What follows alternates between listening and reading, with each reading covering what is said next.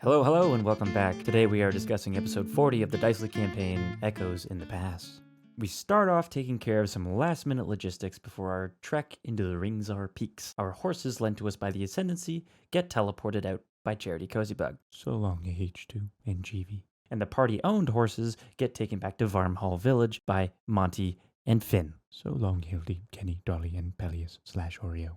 The party then hires a coach to take them toward Eldom Town. Along the journey, the party can hop off of the coach and make their way into the Ringzar Peaks and begin the climb towards Darokarth. On the way, Nell and Drac have a conversation at the inn in which they first met, just before the campaign started, and Drac gives her pack name, Wildspark. The party makes their way toward the mountains, and seeing as we're in an open area, away from the road, Gideon decides to plant one of those magical beans we've been hanging on to for a long time. The bean spawns a bullet. A hungry one. And it almost kills Gideon. So the bullet thoroughly munches through Gideon, as well as any faith he had in that magical bag potentially being any kind of benefit to the party at all. However, there is a benefit to this bullet being spawned, and that we have acquired ourselves a gift for the elders of Darokarth for when we go to speak to them upon Drac's return. And Drac can make some more bullet meat, as well as some bullet-based accessories. Branding is important, you know.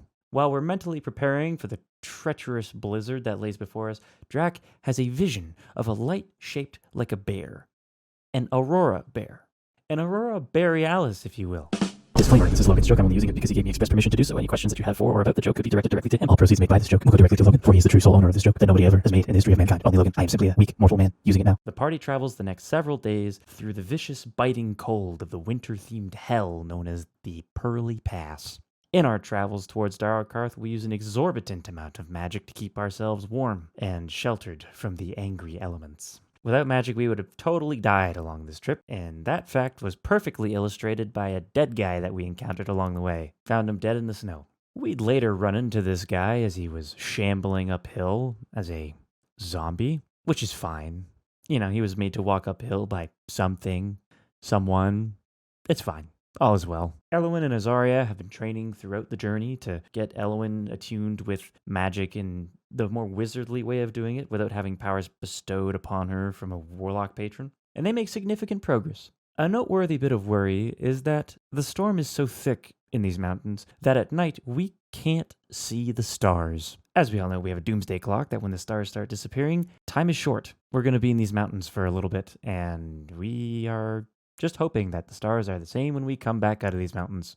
We eventually make it to Darokarth after passing through a very thick wood that shields us from the winds. We arrive at a spring. There's a lot of wildlife near this spring, and there's sort of an unspoken agreement between all of the creatures around the spring that there is no harm to be done to anything that is near the spring. Hunters don't hunt nearby. Predators do not hunt prey nearby. It's interesting. While we're there, we're met by a golden dragonborn and a green lizard folk, who then take us to Darokarth, where we are then taken to Drac's home. Drac has a moment alone with his family before introducing us to them. They speak about Baz, Drac's brother, being unwilling to return, as well as the unfortunate fact that he is killing dragons, which are sacred to this village. The party then meets Drac's friends, one of them being a kobold named Ito, and the other one being a lizard folk named Nava. Seem to be great people who care a lot about Drac. Although the fact that nobody gets to leave Darokarth and the fact that very few people have, so few in fact that I believe it is only Drac and his brother who have left the village recently, so few that when someone leaves, people know and people talk about it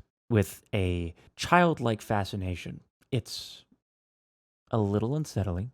So the party explores Darokarth as Drac reunites with his friends. The party then stays the night in the village, keeping themselves busy and warm, until we can get a meeting with the village's elders. The episode ends with us going to speak with Drac's uncle, who can hopefully arrange this meeting for us. That is it. Another recap done and dusted. Next episode is going to be very interesting. We're going to learn a lot more about Darokarth, the culture, the people, why people can't leave, hopefully. And I look forward to seeing what happens. I am not at all stressed. Also, where are the druids in all of this? We stream Play Dicely every other Sunday on the Dicely D&D Twitch channel at 6 p.m. Eastern Standard Time. Our next stream is December 18th.